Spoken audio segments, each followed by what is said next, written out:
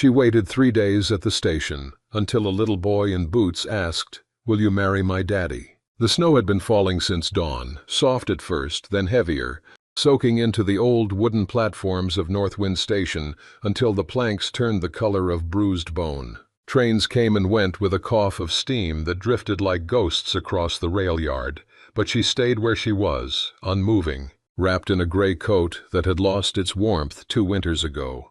Ilara Finn stood beneath the iron awning, boots numb, breath threading out in pale ribbons. She kept her hands tucked inside her sleeves, gripping the letter she had folded and unfolded so many times the edges had begun to fray into feathers. 3 days. 3 days she had returned to this spot just before sunrise, just after the lamps flickered out along the platforms, just before the world stirred awake. 3 days she had waited for him. Some people stared, station hands, tired mothers, traveling merchants hauling crates of salted meat and wool. A woman waiting alone in weather like this was something people noticed, then tried very hard not to notice. But no one approached. No one saw the way she scanned each train, every new face stepping down, every man in a brown coat or worn cap, searching for the one she had lost. The letter trembled in her hand again. "I will come for you. Don't leave the station. I'll find you before winter breaks." He had written it like a promise forged in iron. He had written it just weeks before the river swallowed the path between their towns, before the telegraph lines snapped in the cold, before silence grew wide enough to stretch between them like an entire world. Ilara lifted her face to the falling snow. It kissed her skin lightly, melting into cold trails that slid down her cheeks. She didn't wipe them away, let people think she was crying. Winter was good at hiding that kind of truth. Behind her, a train hissed, steel grinding, wheels clattering, but she didn't turn. The last 2 days had taught her that hope made fools out of everyone. Yet she stayed, because love, when it bent without breaking, could be stubborn as winter itself. Her breath stilled, not because of the train, not because of the cold, because of footsteps, small ones, quick and crunching across the thin crust of new snow. She turned. A little boy stood a few feet from her, bundled so tightly in scarves and wool that only his eyes showed, wide, bright, unafraid. Snowflakes clung to his brown curls, some melting along his lashes. His mittens were mismatched. His boots were big enough that he had to lift his feet high when he walked, leaving clumsy prints behind him. He couldn't have been more than 5. Ilara blinked, unsure whether to kneel or step back. She hadn't spoken to anyone in days, not really. The boy studied her a moment longer, as if deciding something important. Then his mitten rose slowly, pointing at her hand. "You dropped this," he said, voice small but clear. She looked down. A corner of her letter poked out from where she must have loosened her grip. She hadn't realized it had slipped. "Oh," she breathed, kneeling just enough to pick it up. "Thank you." He tilted his head. Snowflakes caught on his lashes again.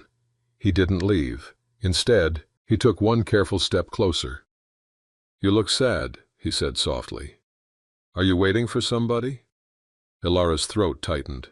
She should have lied. It would have been easy, simple, but something in his eyes reminded her of midwinter lantern light, warm, soft, honest. "Yes," she whispered. "I am." He nodded, as if that made perfect sense. Another gust of winter swept down the platform, scattering snow across his boots, making him rock back on his heels. Ilara steadied him instinctively, one gloved hand on his elbow. He didn't flinch. "Are you cold?" she asked. He shrugged. "A little, but I had to come." "For what?" He looked around first, left, right, up at the iron lamps, checking for someone only he seemed to know he shouldn't be caught by. Then he leaned closer, lowering his voice the way children do when they're guarding something precious. "I saw you yesterday," he whispered. "You were waiting then too." Ilara felt the smallest jolt run through her. "And the day before," he added. She swallowed. "You noticed?" He nodded again. Snowflakes glimmered on his cheeks like tiny stars. "Daddy says winter makes people lonely if they stand still too long." His voice went softer. But you don't look lonely. Just waiting. Like you're sure someone's coming. The truth hit her like a slow, aching bruise. I hope he is, she murmured.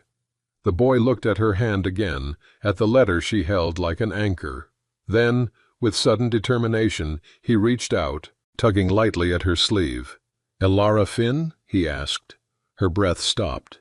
She stared at him, frozen, not from the cold, but from something sinking deep beneath her ribs. "How do you know my name?" He didn't answer. Instead, he took a small step forward and lifted his chin, as if repeating words someone had told him very carefully, words heavy enough for a child to carry only because he believed in the man who gave them. "My daddy," he began, voice trembling with cold and something braver than fear. "He says he's sorry he took so long."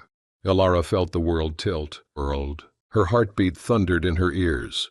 The boy swallowed, lifted both mittens as if offering her all the hope he had been entrusted with. "Will you marry my daddy?" he asked. The wind stilled, the falling snow slowed, and Elara Finn, for the first time in 3 days, let out a breath she hadn't realized she'd been holding. The boy's question hung between them like a fragile glass bell. People at the far end of the platform shifted, their own waiting lives making them suddenly curious, but none of them crossed the invisible line. The train's wail folded into the sky and became weather.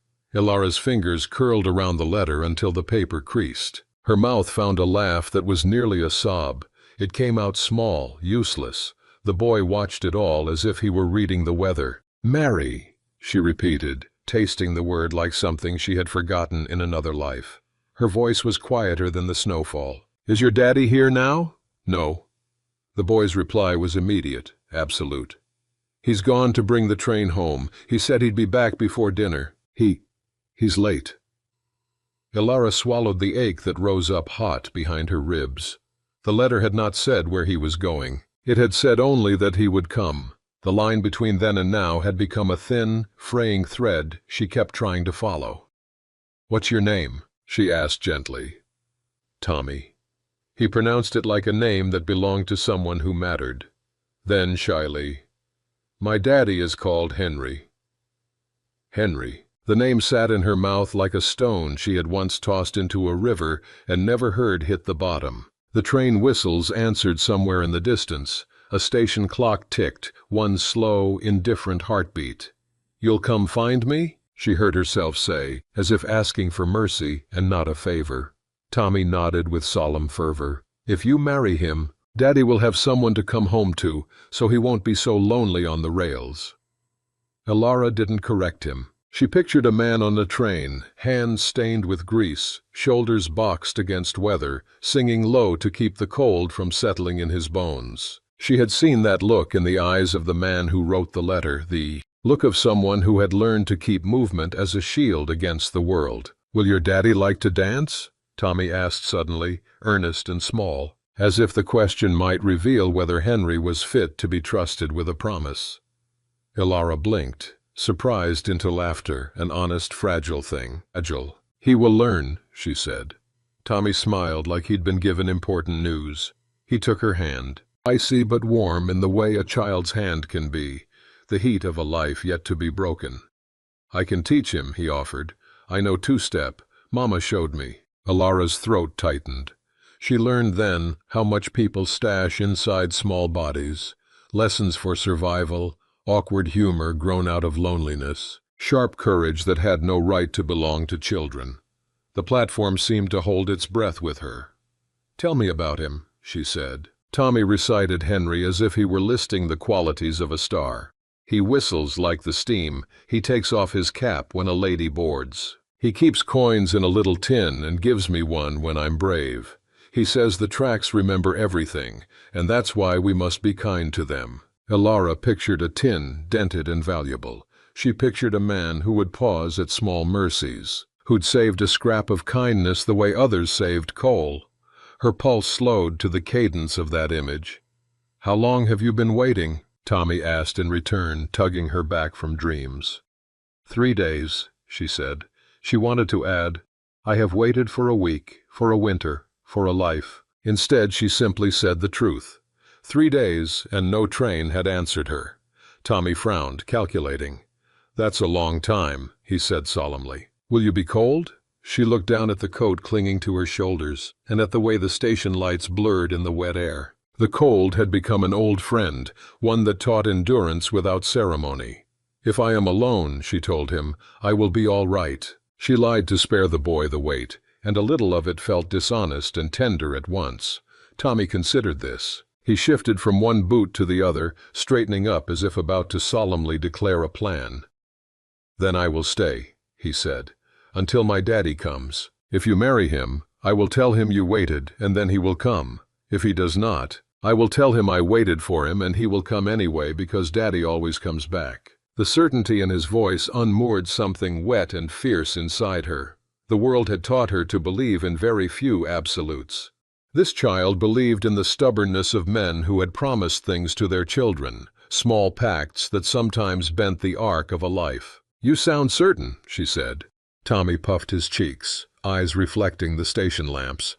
"Because my daddy says promises are like tracks. They go somewhere, even when you can't see where." She almost laughed then, but a train bell cut through the air and drew both of them to it. A freight from the north eased into the yard, metal singing a low, long note. Men leaned out, scanning for orders and workers. A brakeman bellowed, steam unfurled. Passengers clambered down, shoulders loaded with news and sacks and small, important griefs. Ilara's heart hammered against the rib of winter.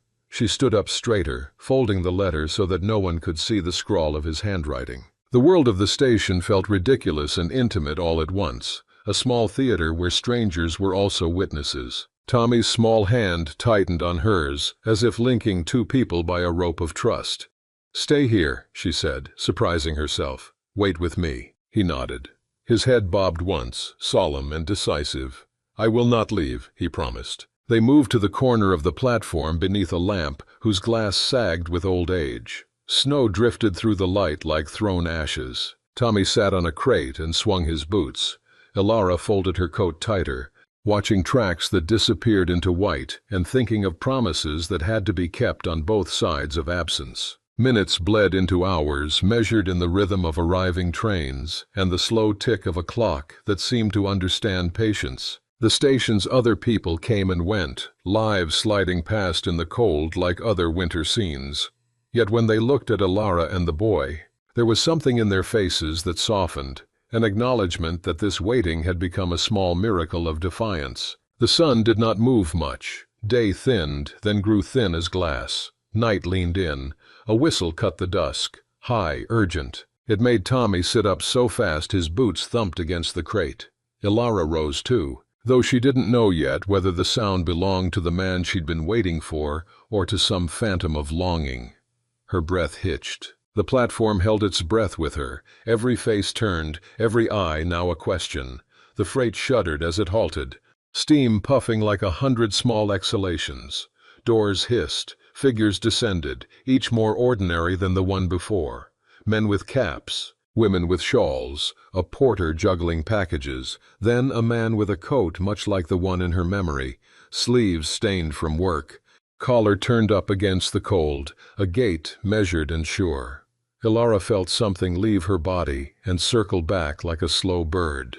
Tommy squinted, searching.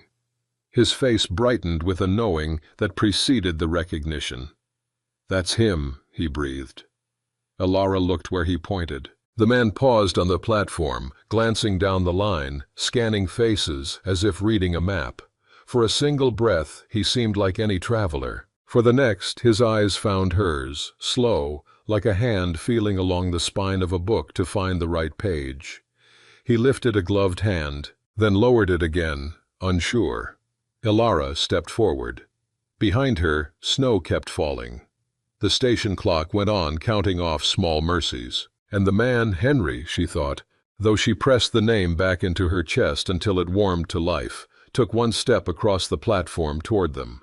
Henry didn't move quickly. He walked the way a man walks after miles of frozen rail, measured, heavy with the weight of the world he'd been carrying, but steady in a way that made the cold step aside for him. Snow clung to his shoulders. His breath fogged the air. A satchel hung from one hand, worn at the seams as if it had lived the same winters he had. Tommy leapt off the crate before Ilara could react. "Daddy!" he shouted, boots thudding against the platform as he sprinted. Henry's head snapped toward the sound, and for a heartbeat something broke open in his face. Relief first, sharp and bright, then fear, as if he was counting every step and praying his son wouldn't slip on the icy boards. Tommy barreled into him with such force, Henry staggered, dropping his satchel into the snow. He caught the boy tight against his chest, gloved hands splayed across his back as though confirming he was real, alive, warm. "You shouldn't be out here alone," Henry murmured into Tommy's hair, voice rough from wind and distance. Tommy pointed behind him. "I wasn't. I stayed with her." Henry looked up, and the second his eyes met Ilara's, the world became unbearably still. Snowflakes drifted lazily around him, but didn't dare land on the moment stretching like a breath between them. His gaze traveled over her, her pale coat, her shaking hands, the letter clutched too tightly, and something inside him faltered, not with disbelief, with recognition. He stepped forward, leaving his satchel half buried in snow. Tommy tugged his father's sleeve impatiently. "Daddy, ask her now." "I asked. She didn't say no." Ilara felt heat crawl up her throat despite the winter. Her heart thudded with a slow, painful clarity. She couldn't look away from Henry, from the rough stubble on his jaw, the years of tiredness shading his eyes, the quiet softness that lived at the corners of his mouth. He stopped a few feet from her. "Ilara," he breathed. Her name cracked on his tongue like it was both a prayer and a question. She nodded, barely. "You came." "I tried on the first day," Henry said. His voice trembled, the way steel trembles before a break. River overflowed, line froze, a train derailed near Black Ridge, and they needed every hand. He swallowed, breath catching. "I sent messages. They didn't go through. I thought—" His voice broke. He steadied it. "I thought you would leave, but you stayed." Ilara tightened her grip on the letter, feeling its frayed edges. "You told me not to," she whispered, "so I didn't." A slow, aching silence grew warm between them. Then Henry crouched down, placing both hands on Tommy's shoulders. "Tom," he said gently, "did you really ask her that?" Tommy puffed up proudly. "Yes, I told her she should marry you so you don't get lonely, and so you can dance." Henry closed his eyes, as though trying not to laugh or cry. He pulled Tommy in, kissed the top of his wool cap, then stood again. He faced Ilara. "I didn't put him up to that. He's just like his mother, says things straight." The mention of her felt like a footprint in fresh snow, gentle but deep. Ilara's breath stirred in her chest. "I'm sorry," she said quietly. Henry nodded once, grief softening his features before receding like a wave returning to shore. "She'd want me to be honest," he murmured, looking at the boy, "and she'd tell me not to waste my second chance being a coward." He stepped closer, so close Ilara could see the frost melting in his beard. "I meant every word I wrote." His voice was low, intimate. "I'm still the man who said he'd come for you." Ilara felt the cold settle around her like a cloak that suddenly weighed less. "You think I came out here because of a letter?" she asked softly. "I came because you made the world feel less lonely, even from far away." Henry blinked, breath shaking. Tommy, impatient with adult pauses, tugged Ilara's coat. "Daddy dances funny," he announced. Henry groaned. "Tommy!" "I can teach him," Tommy added brightly. Ilara knelt to Tommy's height, brushing snow from his mitten. "Then," she murmured, glancing at Henry, "maybe you can teach us both." Tommy beamed. Henry took one slow step toward her. The air warmed between them despite the biting cold. Snow melted against the rail lamps. The whole station faded away, until there was nothing except the sound of their breathing and the faint hum of trains moving through the winter dark. "Ilara," Henry said, quieter now, "I don't have rings, or a home bigger than a railcar half the year. I don't know how to promise a life without storms, but I can promise I won't leave you waiting in the cold again, not ever." Ilara felt a small exhale slip from her lips, fragile, grateful, alive. You came, she whispered. That's enough. Henry lifted his hand, slow and unsure, as if asking permission. Elara leaned into the warmth of his palm against her cheek. The touch was soft, like the beginning of something that had been walking toward them both for longer than either realized. Tommy clapped his mittened hands. So, are you going to be my mama now? Elara's breath caught. Henry swallowed hard. That's not how it works, Tom, Henry murmured gently. Not right away. Tommy frowned. But you said when people love each other, they take care of each other. He turned to Elara. I can take care of you. I have my own blanket. Elara laughed again, quiet, warm, cracking some last frozen part of her. She reached for Tommy's hand, squeezed it. I'd be lucky, she whispered, to have you teach me how. Henry's eyes softened, something tender, almost trembling. Come with us, he said, off this platform, out of the cold. Let's go somewhere warm, just for tonight. We can talk. We can decide the rest slowly. Elara looked at him, then at Tommy, small, hopeful, brave. The clock chimed. Snow fell. Her pulse steadied. All right, she said. Henry's shoulders lowered, like a man laying down a weight he had carried too far for too long. He extended his hand. Elara took it, and together, with Tommy skipping ahead, Boots thumping a song only he knew, they stepped off the platform and into the deepening winter. The walk from the platform to the station house was short, but winter stretched it out, soft snow swallowing their steps, lamps flickering in long amber strokes, the cold sharpening every breath. Henry kept Elara's hand in his, not tight, just steady, as if he feared she might vanish with the next gust of wind. Tommy darted ahead in excited zigzags, leaving a trail of uneven boot prints. He narrated every lamp, every bench, every snowflake as if he were guiding them through a kingdom he ruled. This way. The warm place is this way. Daddy, hurry. Henry tried to look stern, but warmth cracked through the edges. Tom, don't slip.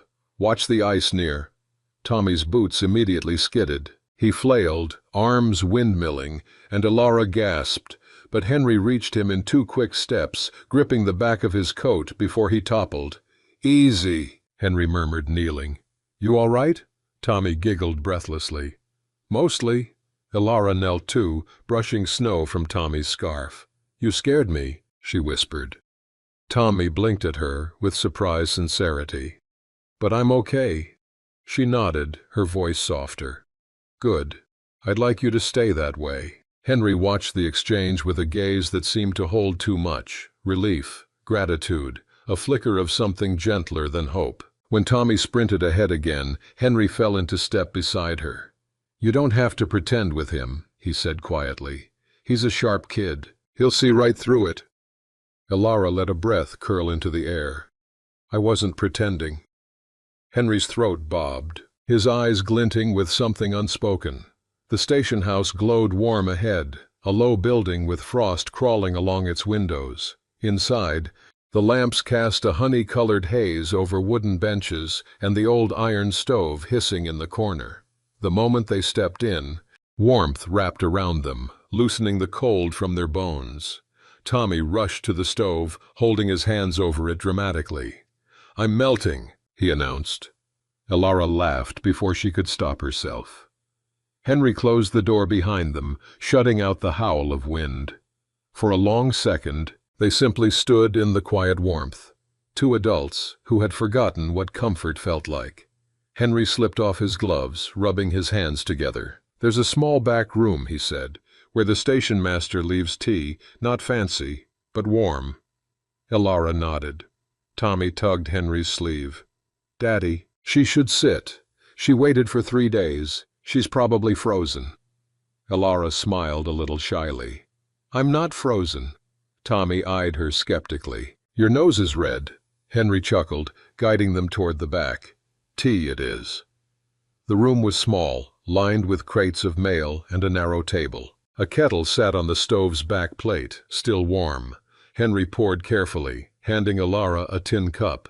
The steam ghosted upward, carrying the scent of cheap leaves and something faintly sweet. Elara cupped it with both hands, letting the heat seep into her palms. For a moment, Henry just watched her, softly, like someone memorizing the way winter looked when it began to thaw. "Elara," he said, voice low, "I know Tommy's question was forward, and I don't expect anything from you. I know," she whispered. He hesitated, then pulled out a chair for her. When she sat, Tommy clambered onto the crate beside her, swinging his legs. The silence settled warm instead of heavy. Henry leaned against the table. "I didn't think I'd see you again," he admitted. "Life has a way of pulling good things apart before they get a chance." Elara traced a thumb along the rim of her cup. "I didn't think you'd come," she said softly. "But hope is stubborn." Henry's lips quirked. "It runs in both of us, then." Tommy leaned forward.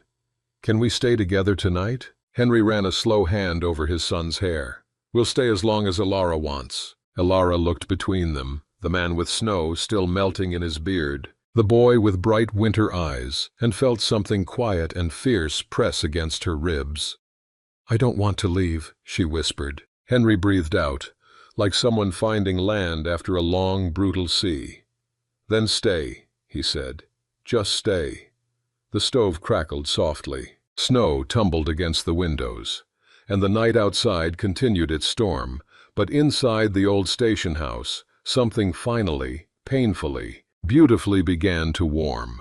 The storm thickened as night deepened, wind pressing against the station walls with long, low moans that felt almost human. Every gust rattled the window panes, but the warmth inside held, thin as paper, strong as faith. Tommy had curled up beside the stove, wrapped in Henry's coat, eyelids drooping heavier with every minute. He fought sleep the way children do, half-hearted, losing, and eventually tilted sideways until his head rested on Elara's knee. She froze for a breath, then slowly, gently, she placed a hand on his small shoulder. Henry watched from the doorway, quiet as a shadow. "He does that," he murmured, "picks the warmest place in the room." Elara smiled down at the boy. "He's brave." Henry shook his head. "He's lonely." Brave came after. A silence followed, soft, not piercing. Henry stepped closer, pulling a blanket from a crate and draping it over Tommy with careful hands.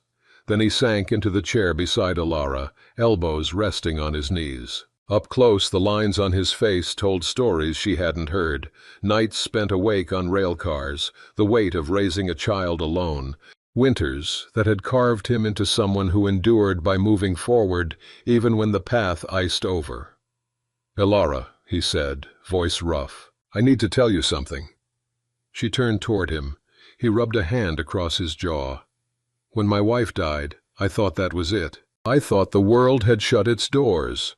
The only things left to do were work the rails and keep my boy alive." His voice lowered. "Then I met you. At that little depot in Briar's Crossing. You were just standing there in the doorway asking for a timetable, and you smiled like the winter didn't scare you." Elara swallowed. She remembered. The cold, the lantern glow, the single moment that felt too small to change anything, and somehow had.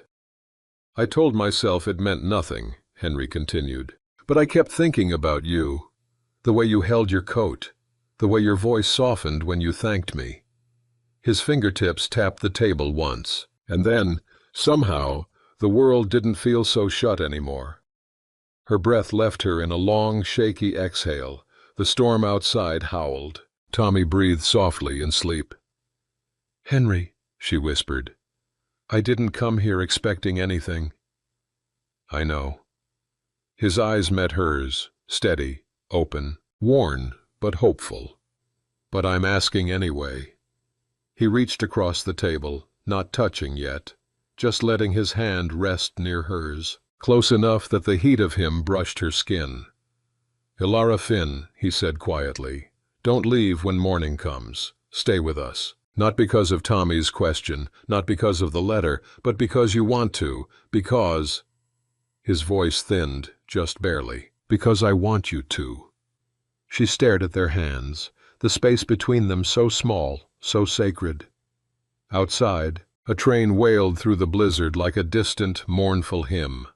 Elara slid her fingers across the table until they touched his. "I'm here," she whispered. "I'm not going anywhere."